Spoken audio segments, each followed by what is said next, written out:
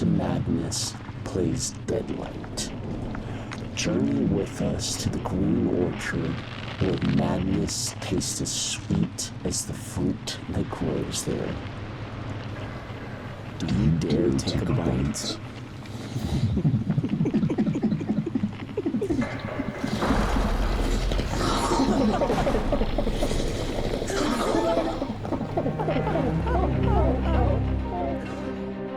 Hello, my dear cultists, and welcome to the third episode of Descent into Madness Plays Deadlight.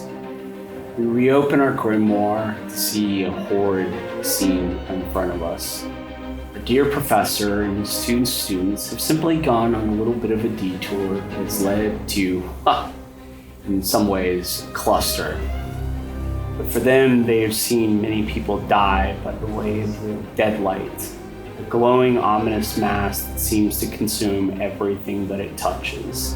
All you see is Sam and Jake burning alive from the inside out. And though they tried to keep themselves together, they seem to be running through the woods, heading towards the cottage with dear Amelia and Mary. Well, the car's destroyed. Take this map and walk back to Dr. Webb's residence. We should keep moving. We don't have time for this. We join them as they make their way through, navigating through these large, dark, and tall pines, only to find the trail itself that leads to the cottage. Where are we even going, Mary? I believe that if we just keep heading east, we should be able to get upon the cottage. As Mary points this out, two very large, muscular arms reach around from behind a tree and grab her by her throat and by covering her mouth. Join us back as our dear professor, Amelia, and our students witness this sight. You all have made it to this trail, and Mary and Amelia have pointed this out, that this is the trail that would lead to the cottage. And as this happens, all of a sudden, as Mary points this out from behind a tree, you see a shadowy like figure grab her, covering her mouth and almost by her throat in a sort of way, and starts to drag her behind a tree. What would you all like to do? You start to hear muffles and screams. So I'm going to start doing this, and you decide what you want to do. We all need to attack Let's it get once. out of here. I'm an old man, but I want to go I'm going to try to grab Mary and pull her back. All of us need to attack it once if we want to succeed, or otherwise it's going to come back and kill us. Fine. Yes. How do you want to do that? Just all jump the guy. Who wants to jump the person? I think you should do it. I'll do That's it. your idea. Sterling. Okay. You're right. And I'll grab Mary. I'm going to say you both react in the moment, and you both start to leap at whatever this figure is that's grabbed Mary. And what I need from both of you all is I need you to give me fighting brawl, please. Right.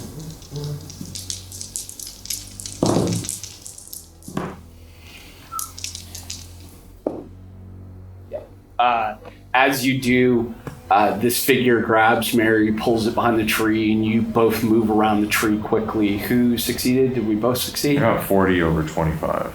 Okay, so you did not. And I got 54 over 25. Okay, so you both did not. I got 6, which is an extreme success. So you two, I would like to push to my luck. you want to try to push it? No, Or spend luck? I'd like to spend luck so we succeed. Oh.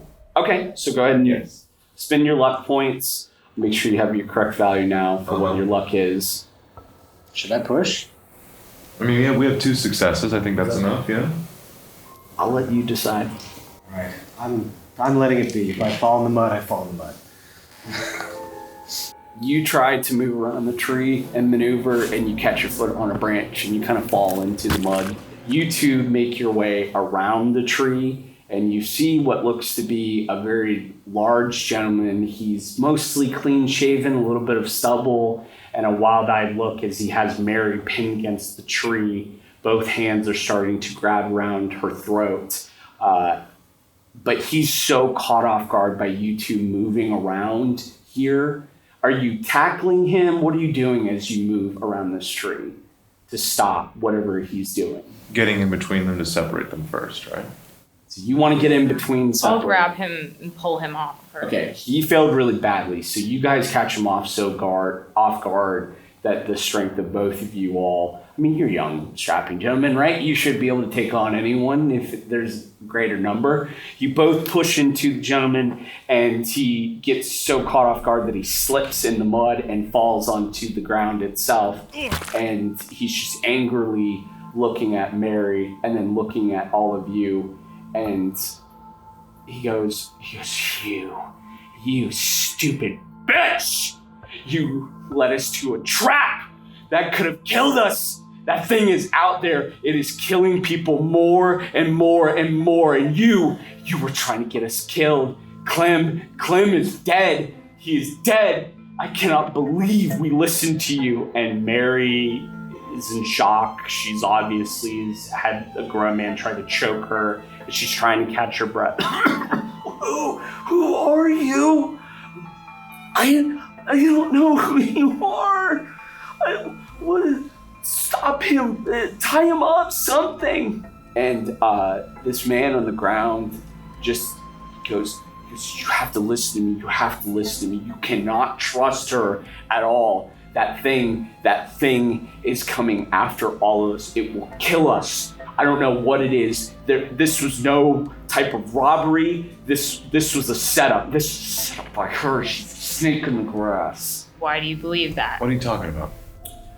Can you all give me spot hidden rolls, please? 44 out of 55. So regular success. 17 out of 65. 60 out of 25. Failed. You both regular succeeded. Okay.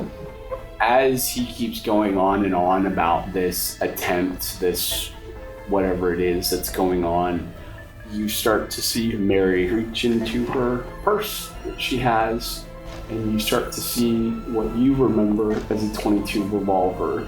As she quickly pulls it out and points it at Billy, almost in shock and terror, as she goes, If you are not going to stop this man who just tried to kill me, I'll just do it myself. And she holds this .22 revolver pointed straight at Billy. What would you both like to do? Trying to definitely talk sense through. We did get the guy off of her, so we're not doing nothing. Just hear the man out. What do you want to do? All he's doing is talking, and seems like he could have a good point. Are you trying to persuade her? Yes. Okay. If you're both trying to persuade, I need you both to roll persuade, please. No. 63 over 20. Okay. 14 out of 75, so extreme success. Hearing you trying to persuade her, she definitely clicks the hammer back in this Derringer, but then hearing you, she starts to lower the gun a little bit. She goes, you have to stop him. You have to stop. I don't know who this man is. I do not know who this is. And the other person goes, Mary, you know who I am. Stop lying to them. It's me, Billy. You were the one that set up this stupid robbery. You tricked us all. What is wrong with you? What are you telling them? And Billy's going to do something. He sits there and a bolt of lightning happens out of nowhere. And as a bolt of lightning happens, his face begins to go white. It goes paler than white. And he goes, oh my God. He's looking behind you all as this lightning strikes. And he goes, it's here. And he gets up and he starts to he books it almost into the woods. He just starts running into the dark pines. And even if you could react, he moves so quickly that there's no way you could keep up with him. And you were standing there with Mary and Amelia. Amelia looks shocked beyond belief, and Mary stands there with a Derringer in her hand, still shaking from this encounter. I don't trust this woman with a gun. It's That's what I have to say. Wait, what do you mean you don't trust me? I told you, I don't know who that person is. He seems to know who you are. I'm telling you, I have never seen this man before in my life. Then why does he know you? And why did you feel like you needed to bring a weapon? Can you all give me... Try to think here. If you have psychology, you can do psychology if you want. You can use persuade if you have it. If you would like, you can see as she talks to you about this person. I will allow you to use education, but it needs to be under a hard. So your middle value on your sheet, if you decide to use it.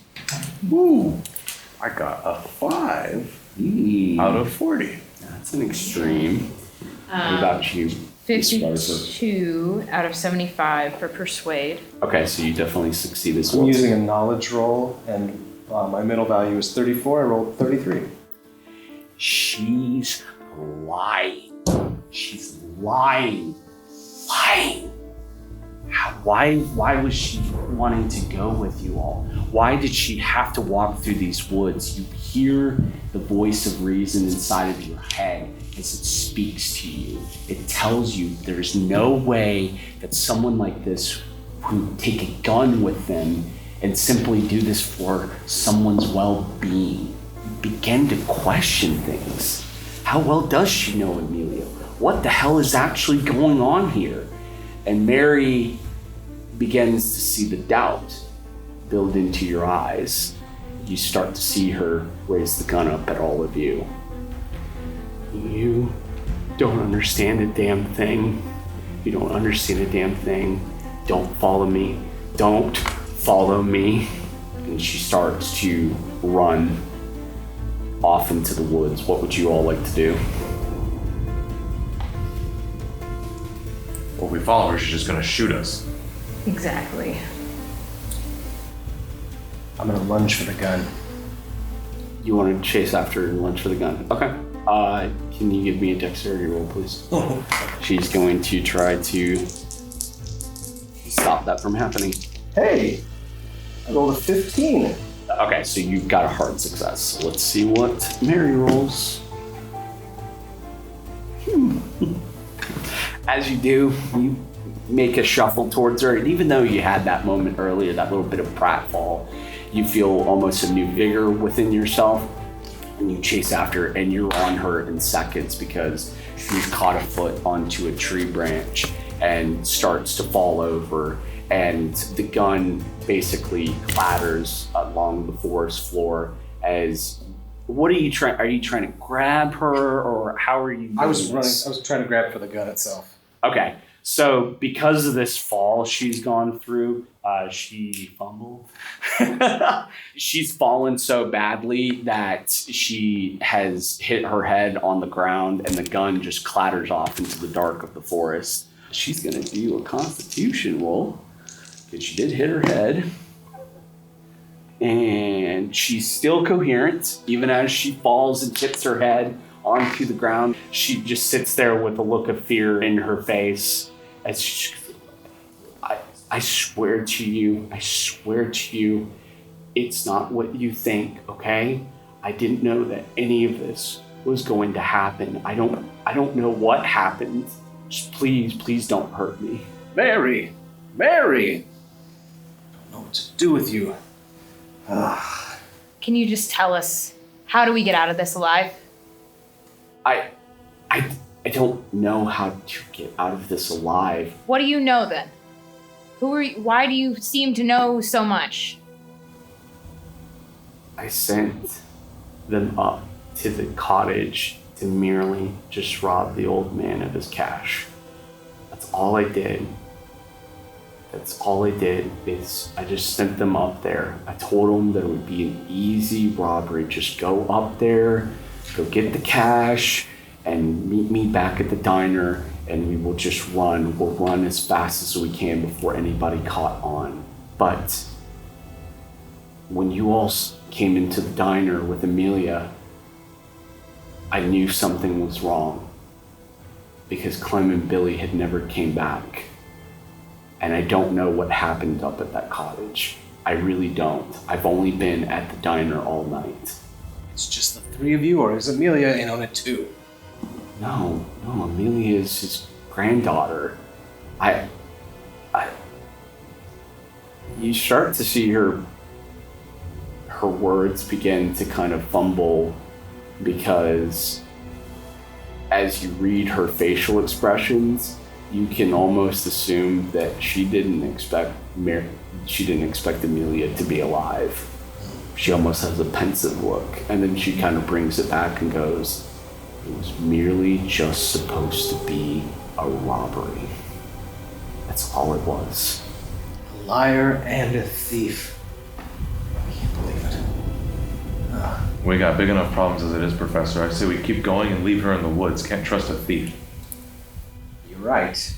Amelia walks up behind you all, and even in her tattered clothing, she looks at Mary, and she's gonna roll something. No. She just walks up behind you all, and she goes, "That sounds like a great idea. We need to get to the cottage. We need to find out what happened to my grandfather." Let's go. Just leave her here. Anything we can tie her up with before we leave? Honestly, I think the light will do the job for us. Just don't let her near us. As you say that, Mary has been shuffling kind of in a way to where she's getting away from you all, and she gets to jump on all of you. And she runs faster than you can even comprehend. And she is gone out of your sight in an instant. And you're standing there, just the four of you. Did you grab the gun, Professor? Well, it went off into the darkness. Maybe I can search around for it and find it here. Come on, Timothy, let's Can help. you give me a spot hidden roll, please? Just look around. May we all look I'll around? just look around for a You second. can. I hate to say it because it is dark woods. I'm gonna have to give you guys penalty dice if you're looking in the dark. So if you can, please re-roll your 10's value. Please re-roll it again and take the worst of your rolls, please. So we roll a 10. Yeah, re-roll the that's 10's. good. Yeah, Okay, that'll do it. you're shuffling through the dark. What was your worst value? 91. That's my word. Okay. 58. 58. 71. 71. Okay. Yeah, you guys look around. You're fumbling through the dark of the trees, and just you can't find this weapon. Let's go. Let's just go to the cabin. All right? Fine. I'm with you. It's no time like the present. Amelia holds out her hand, and she goes, "Professor, now that we've found the trail, I should be able to lead you guys to the house. We don't need Mary. We just need to walk up this way, and we'll be right at the cottage." Are you sure you don't need a hand up? You've been through a lot. She still looks a little pensive, and there's a little bit of stutter in her voice, but she does look a little better from what she was when you first ran into her. And she goes, no, I should be fine. Just let's get out there. We have to find out what happened to my grandfather. Lead the way. Amelia takes you all, and you begin to do the long walk up the pathway to the cottage itself. The trees are just as ominous, the forest is just as quiet, and the storm still seems to rage on, but it appears to have kind of died down just a smidge, maybe. As you make your way up to what appears to be a cottage, it legitimately does look like a cottage. It's about one story from what you can tell. It's very well-defined wood. It's almost white painted wood on the outside of it, but it has hints of blue around it towards the trimmings and the edges. The lawn, it's not very well kept. And off to the left, you see what looks like a very small built carport where the door of it is slightly ajar, and you can kind of what makes out to be like a very fancy Plymouth car. And as you all walk up to this cottage, you see that the front door is slightly agape. And because of the wind, it appears to almost like a shutter is just closing and opening, closing and opening. As you're all standing there in front of the house, we get spot hidden rolls again, please. 97. Okay. 19 out of 65. Okay. I also rolled a 97. Okay. Nice. You were the only one that sees this. Mr. Winters, as you all start to walk up to the house, even with the mud and everything, your foot almost hits something. It's weird. And as you look down onto the ground, as you're getting closer to the cottage itself, you see what looks to be a crowbar laying on the ground. And as you pick it up, start to look at this crowbar, you start to see what looks to be a little bit of blood on it. Professor, look at this. How fresh do you think this blood is? By the looks of it, it could only be an hour or so old. Instead, I would assume, unless I need to roll to ensure. I will say that, per your knowledge of anything, you've studied corpses and whatnot with Egyptology, you can assume that this blood is relatively fresh. And actually, do give me an education roll, please.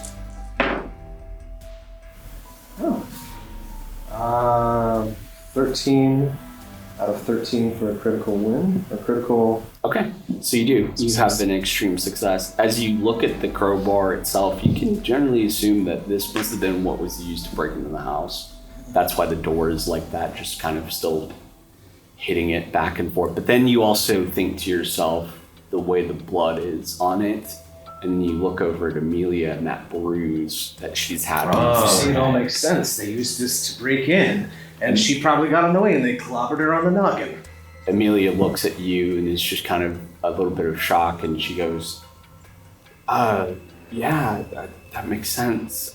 Is this the last thing you saw before you went out, Amelia? I believe so. And then there was just a bright light. That's all I can remember. Better hold on to it for safekeeping. Since I found it, I figure I should hold on to the crowbar as the strongest one, most capable. Trust your intent, Go for it. Master Winters. Thank you, Professor. I appreciate your trust. So you're standing in front of the cottage. What would you like to do?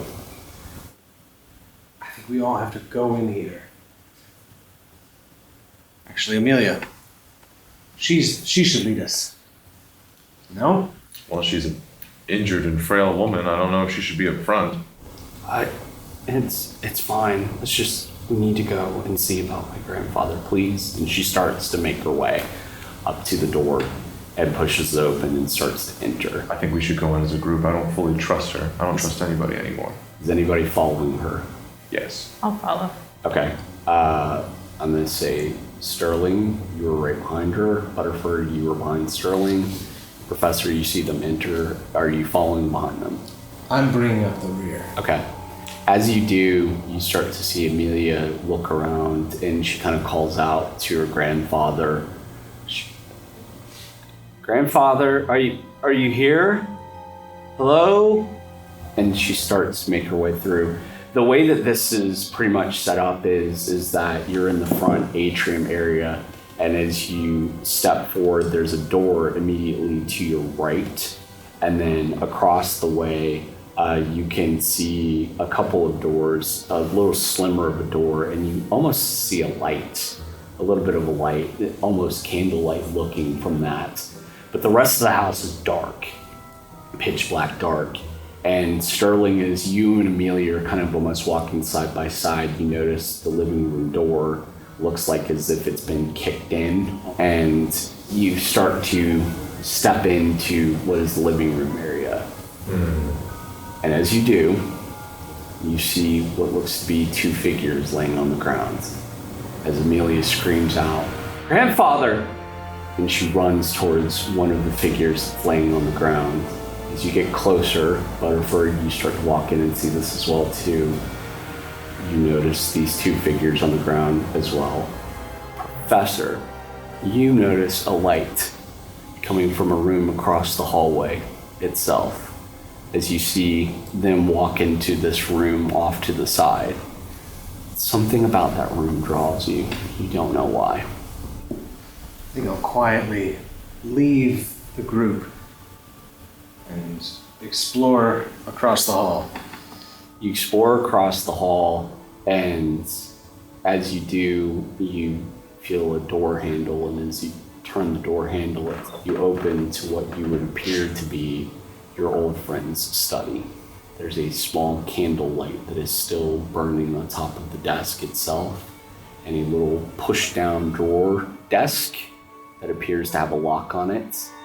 And you also see some medical journals, as well as what possibly might have been his desk chair or whatever, some text and whatnot of various medical reasonings, but then you notice cult books about the afterlife, of death, of being able to handle the realm between us and the afterlife. And there's even some biblical works that are amongst some of the things that are on the shelf itself. And as you stand there, you are literally standing in the mind of your old friend. But as we cut back to the living room, you both witness a horrific sight. You see a very old man laid up against a couch that Amelia is calling her grandfather. He is obviously dead. His shoulder looks as if it's been blown open by a firearm, which you quickly assume is why there's a shotgun laying on the ground near him. A shell looks to be spent from it.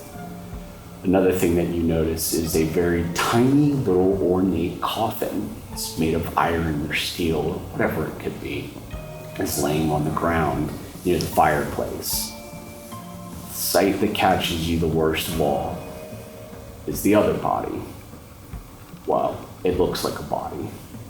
It looks as if half of it is missing, burnt, almost a husk of itself. Skin is twisted and nodding, and as you stand there and you see how he is as shriveled as possible, his eyes are agape and wide, his mouth is open in a pure maw as it stares up towards the roof itself, and you see as if there is literally no irises. His eyes are just pure white at this point. I need you both to give me sanity rolls, please.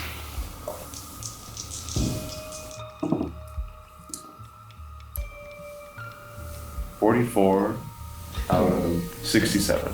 Okay, so you will take 1 point of sanity. How much sanity have you lost, Mr. Winters? Oh, no, 44 out of 64, so now I'm at 65. Okay, so I hate to say it, but we're going to discuss something in a minute. What about you, Mr. Rutherford?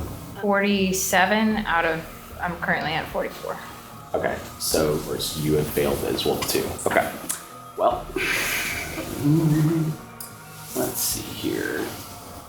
Now, as keepers, you can decide what you would like to for sanity costs. For me, I tried to keep it as specific as humanly possible. So for this, I'm going to need to do a D5 roll, which is going to be already bad, I can tell. You will both lose 3 points of sanity. And Mr. Winters, you will go into your first temporary bout of sanity. Okay. So let's see what happens. Number 2. Perfect. Why are you on this trip? Why are you standing here with these people? Why couldn't we have just gone to Boston? You're Sterling Winters. You have an expectation to avail to, even to your own family. You feel robbed of what should have been a simple trip to Boston because your stupid professor just had to make this pit stop. And that's how you feel. Mr. Butterfly, you have already had a bout. Okay. Mr. Butterford, you are so taken back by this that you almost fall over onto your backside, and you start to shudder and shake, and you have forgotten the last 3 hours as you stand there with a blank stare looking around at everyone near you. Let's see if there's any more ammo in that shotgun. I guess we might need it for later. What shotgun? What do you... Get back to me, Timothy. Come on, there's people dead on the floor here. I can't be the only one here. Can't trust the professor anymore. Why? Where? What do you mean? You're useless. I want to check the shotgun and see if there's anything in it. The shotgun itself has one spent shell, but there is another shell that's in the barrel. It's a double-barreled shotgun. So the other one does look like you can use it. All right. Well, we'll take this shotgun. I hate having both the shotgun and the crowbar, but I can't trust you with your dull-eyed face to be taking care of anything here. Amelia's taking care of her grandfather. Maybe I should go off on my own. What about you, Miss Flipper? Where is the professor? What my goodness. what happened? He's in the other room. Go join him, and I'll see if I can make any sense of what's going on over here. Pause as we go back into the study itself, and you're staring at the desk of your old friend. What would you like to do? I need to get inside of that roll-top desk. It's locked. Yeah, it appears locked. Seen all the books. Maybe there's a key on my old colleague's person, or I could get... Maybe if I took the crowbar, I could pry it open. So I'm gonna go back into the room with everyone else and either look for a key or... What I'll let you do is can you actually do an education roll for me, while you're still standing in the study itself? Great. Medium success. Okay, so that hard success, which is great. You're standing there in the study by yourself and staring at this roll-top desk, and you think, yeah, he's got to have a key around here and know him. And you look over at the books of various knowledge and the occult and everything, and you start to see what looks to be like a tiny little bust of Hippolytes. I apologize if I get this wrong, but of the Hippocratic Oath, and it looks like it's been moved a lot. And you can clearly see the little bit of dust, so you would think maybe he's moved this quite a bit. And you go and you pick it up, and as you look at the bottom of it, you see a key that's underneath it. And you go over to the desk and you put the key in, and it very easily opens, and the desk slides. As you slide it open and you start to look at the desk contents itself, you see some medical papers that have no knowledge, but what you also see is a very large leather journal with your friend's name written, embroidered on the title of it. I'm gonna pop that puppy right open. That's perfect. Give me one second. You begin to look at this journal. You start to skim it. It is a diary of your friend. He talks about various things in his life. He talks about his granddaughter, who he loves dearly, and that soon she'll be living with him. And per the dates, you can kind of assume that his granddaughter will be living with him starting like what would have been 3 or 4 months ago. So very recently, she has started to live with him. But then there almost seems to be a separate part of the journal. It seems to have its own bookmark, earmark to it. And as you get to one page, it reads this: the useful, if unorthodox resident of the casket, our sin eater, is, as far as I can ascertain, no creature currently known to science. Where it came from and when I do not know, nor did my predecessors, my former family members, from whom I inherited it from, though it is undoubtedly many centuries old, if not more. Its uses have been many over the years, although it has predominantly been employed to rid certain local, socially conscious families of unwanted offspring, be they the result of centuries of inbreeding, unfortunate accidents, or other unwholesome activities. The legality of this creature's use is debatable. Its efficiency is not. Even in such cases where death by other means proved intractable, my conscience in this matter and that of those who came before me is clear. For many of the children, given their deformities or other less obvious abnormalities, as for the rest, the Lord does not suffer such blasphemies to live. You turn the page, you look at some other parts of it. As in all things, safety first.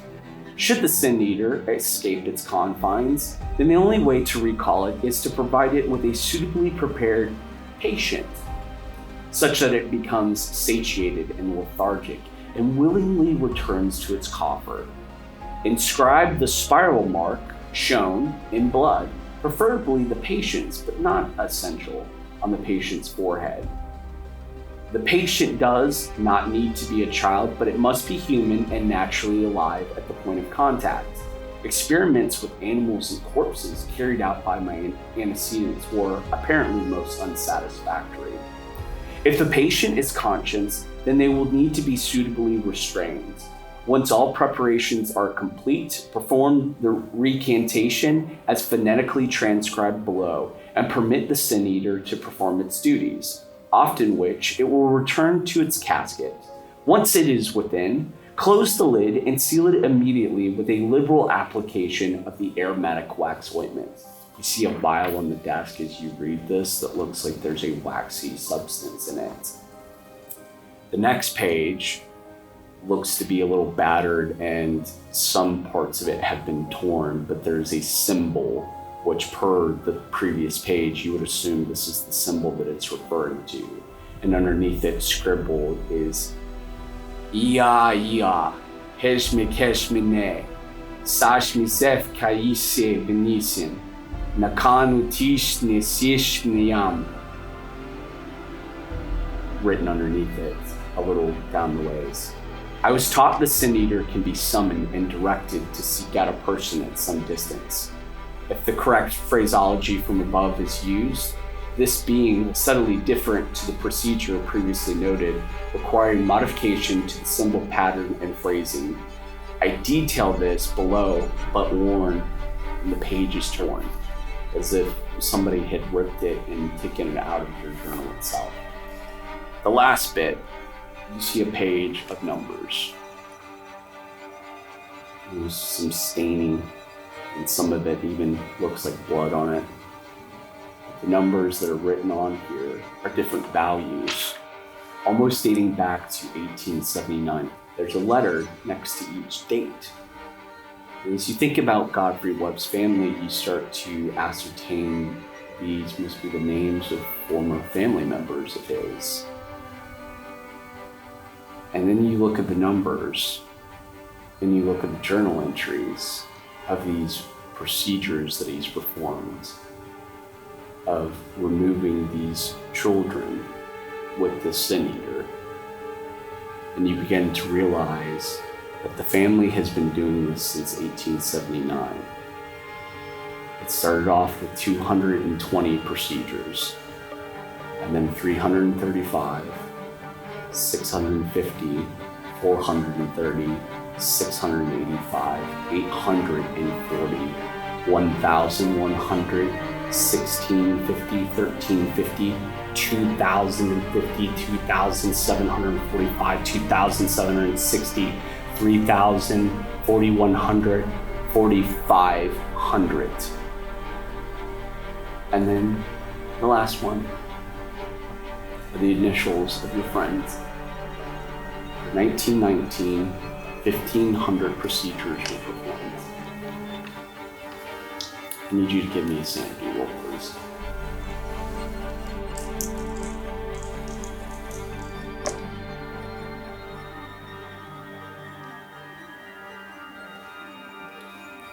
You did fine. I rolled a 31. Okay. Reading these pages, and as you continue to look at them, things begin to click in your head. When he would come to visit you for business trips in Arkham after his departure, you began to think back to those times that you were never allowed to come visit him. He would always seem to be out and about and working late at night. And you realize that whatever this thing is, the Sin Eater that he's been using, he has been performing abortions with it, and also killing live children with supposed abnormalities of socially conscious families in Arkham. In total, his family has performed at least 15,000 procedures since 1879, give or take.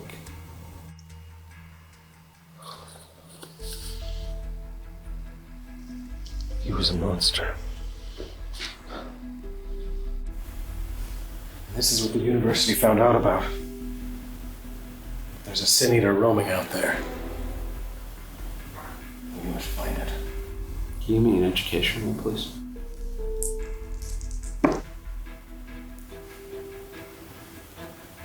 Hard success. 18. It doesn't take much to figure that whatever the sin eater he's referring to is probably the same thing that has been attacking you on and off again all night. I will let you keep these. Do with them as you will.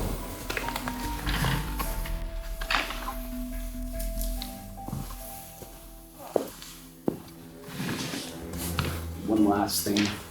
As you look at the back of the journal itself, you see an inscription. And the inscription reads, "May God have mercy upon the physician." And we will stop, pause there, and go back to living room where you two are standing. What would you like to do? I'm gonna stumble through the hallway towards where the professor was. Okay. You see a door open with the light coming from it. As you do, you walk into the doorway and see your professor with a journal in his hands. Professor, what's happening? How did we get here? We were in the car headed to the competition, and now there's bodies out here, and what's that? What do you have? Timothy, you're battled. But this is the truth. This is what's been attacking this town. Dr. Webb, he found something that hungered for the lives of young and unborn. And now it takes everyone. We have to stop it. He's given us instructions on how to contain it. And that's what we must do. What do we have to do? I need a coffin, and I need a sacrifice. What kind of sacrifice? Does it specify? It's a human. It needs human blood. I could read you all this, but the only way to seal it in the casket is liberal application of that ointment, a sacrifice, and this symbol. As you all stand there, regardless of where you stand in the cottage, off in the distance, you hear the sounds of screams, one of a male and one of a female, as a bright light begins to move through the woods. It starts to move faster and faster. You are both standing in the study and don't see it, but you, Mr. Winters, do see it. Whatever it is consumed has done it quickly, and you can see it moving through the trees faster and faster back towards the house. What are you doing? Amelia, we gotta get out of here. Amelia is crying, holding on to her grandfather. I can't leave the I try and grab Amelia, not forcefully, but to convince her. Grab her by the arm. Okay, give me a strength roll.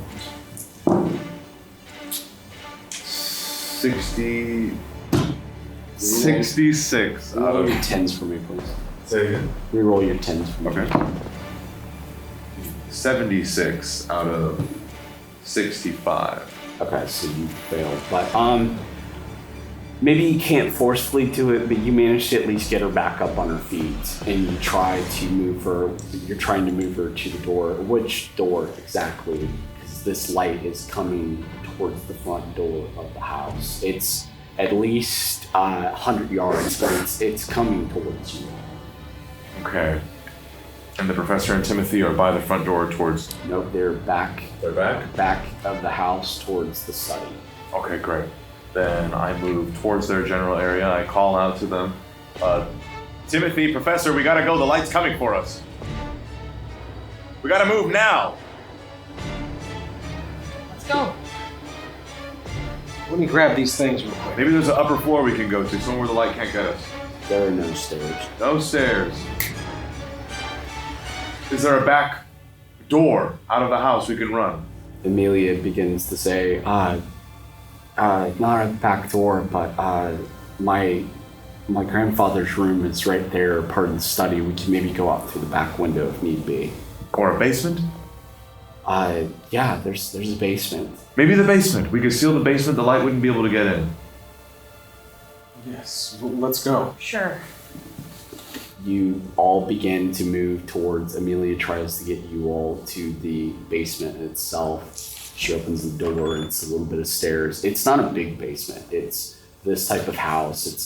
There's stone walls to it, but underneath it you can see this very large generator that's underneath the house itself, and it just sits there quiet, clearly not powered on. As I'm assuming you try to close the door behind you. Okay, so you all go into the basement and close the door behind you, and you are standing there in almost pitch-like darkness. Now what? Well, don't look at me, I got us this far. You come up with something. They're in no state to help. Amelia, we have to restrain her. Amelia looks at you in a panic. What do you mean restrain me? Yeah, what do you mean restrain, Professor? She starts to look pensive at you, Professor. There's only one way to get rid of this monstrosity. We have to have a sacrifice. We have outlined it in these pages. I've poured over all his contents and his ramblings. And if there's any way to do it, this is what we have to try.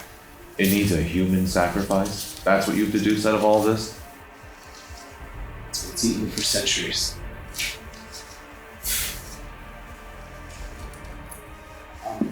Unless you want to sacrifice me.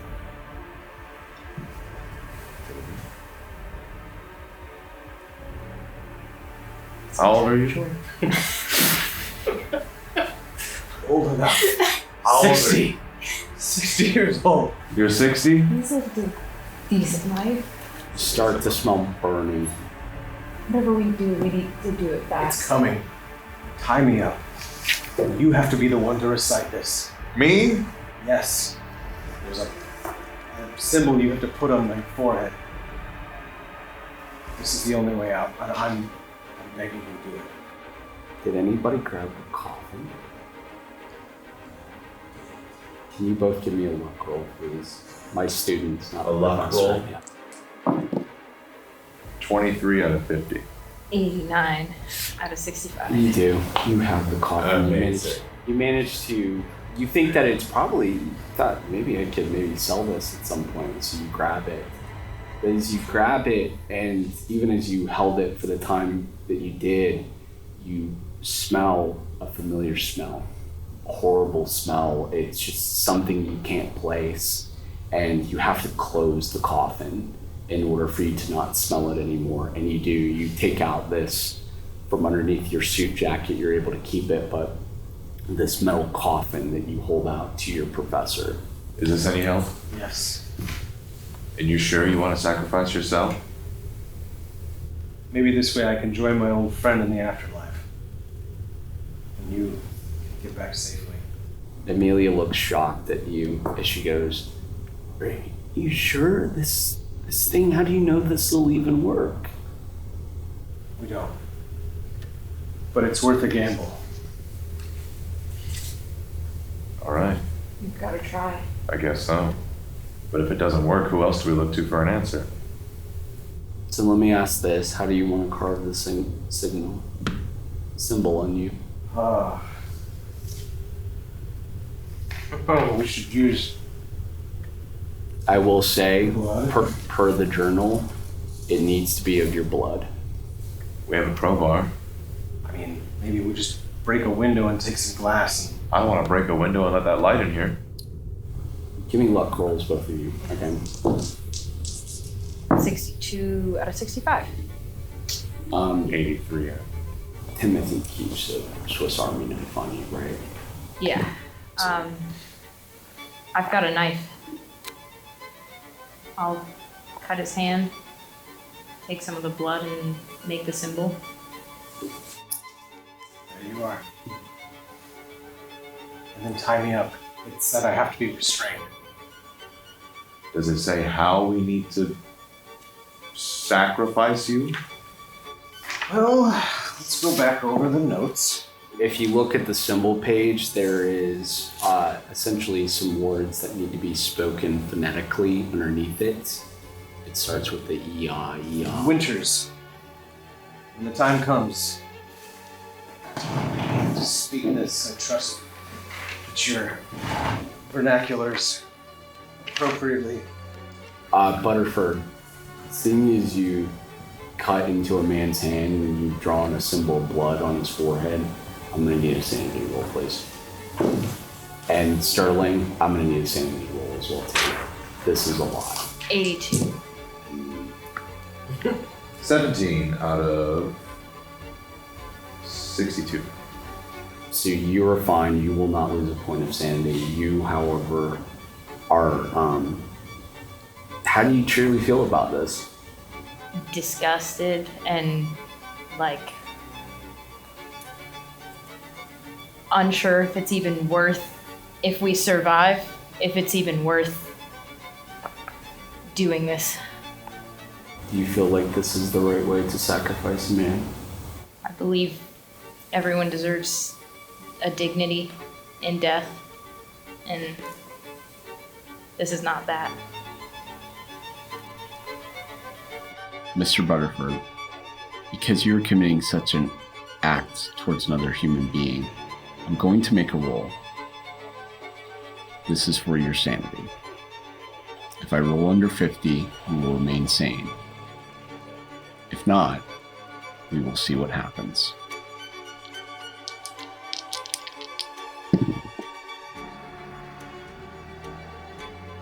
Mr. Butterford, as you commit this act and you paint this symbol upon your professor's head, it's just too much. You feel lost in yourself. You drop the knife and you start to run up the stairs, through the door of the basement, and across the hallway, regardless of seeing this light that's glowing moving through it. You make your way to the bedroom, throw open the window, you jump out, and run into the woods, running and running and running, regardless of what's going on behind you. You never stop.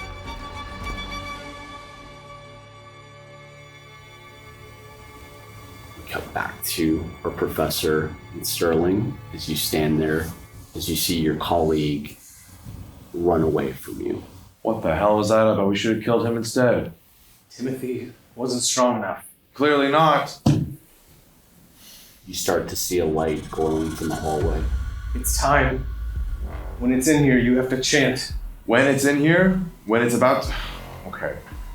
Amelia begins to kind of look at you both and she goes, "Are you really about to do this?" Yes. It means the safety of even one soul, it's worth it. Somebody still has to tie me up. Alright, I'll tie you up. You tie him up very easily. Alright, the symbol is on you. It's in your own blood.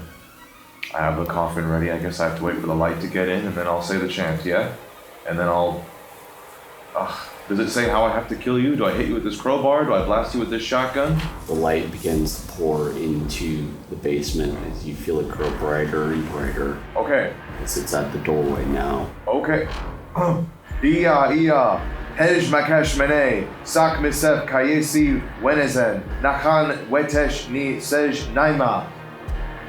I blast him with the shotgun. You shoot the professor. Yes. As per the sacrifice. With the coffin prepared. Okay. Can you give me a firearms roll, please? 46 out of 20. So you try to fire, but your hand kind of slips because you're in shock and fear. The round goes past, but as you say the words, and your professor is standing there at the bottom of the stairwell. The light comes down and down and down and down. As the words are said, you start to see it enter into the body of Professor Huber. As it happens, you see the same thing from before, where it appears his eyes start to glow. The light almost disappears inside of him. He starts to scream out in pain as he begins to burn and burn and burn in front of you, but almost as if he is set aflame by blue light. And then, pure ash. As you see a small blue light emanate from the ash and go over to the coffin that lays at your feet and enter inside of it. You close the coffin as quickly as you can in a panic per your professor's orders. You reseal it with the wax. I need you to give me one last sanity roll, please. 76 out of 62. Amelia is going to roll as well too. She fares a little better. You have seen a being unknown to this world, so I'm going to have to roll heavy for this. Yeah. You lose 8 points of sanity. As you close the coffin and seal it with wax, you still feel robbed. You feel robbed of this. This shouldn't have happened. This should have been a simple trip to Boston. And you stand there and begin to mutter and talk to yourself. And Amelia tries to shake you and tries to get you to do anything. As we focus on the cottage the very next day, the police are called to the Green Apple gas station and diner that has been set ablaze and fire that had been seen by 3 counties. But soon, what ends up happening is that the police follow a trail of footprints all the way up to a cottage, where sitting in the living room is a man holding an iron coffin, saying, "Why did this have to happen to my professor? Why?" As Amelia looks upon him, trying to comfort him as best as humanly possible, he just keeps saying, "It should have just been a simple trip to Boston." As for Mr. Butterford, you keep running through the woods as fast as humanly possible until you hit roadway again. And you see a car, a little Ford Jalopy, gold embroidered on the side of it. It says Miskatonic University. It squeals to a stop, seeing you running alongside the road as if you can't stop. And you hear a voice call out to you. Butterford, what are you doing? What are you doing? What are you running for? They're all dead. I don't know. It was too much. It was too much. I just have to keep. I can't stop. It's coming.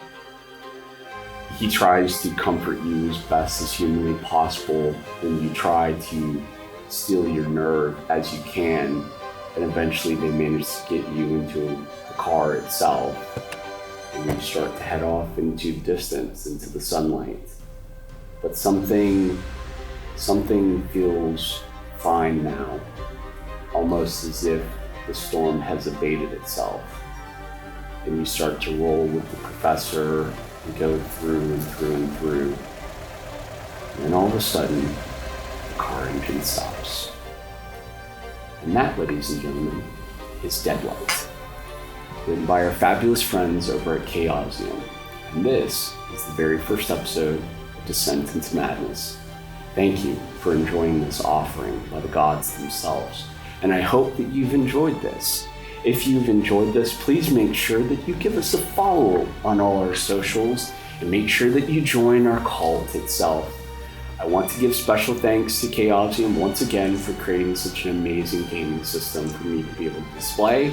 And last but not least, thank you for these willing sacrifices that joined me today.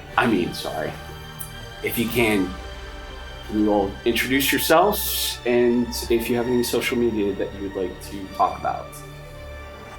I am Jean at officially Jean Dottie, actor, improviser, and educator teaching at the supermarket. Thank you. I'm Rain. You can follow me on Instagram at The Rainy Days with 2 N's. I'm Daleks Miller as Professor Hugo Edison Firstberger. Follow me at Daleks_casting on the gram. Maybe this might not be the end of Mr. Butterford. Maybe we will see him again. But for sure we will. As the next time, Descent into Madness dives into the Saturnine Chalice. Thank you again, and be careful what you see. Bye-bye.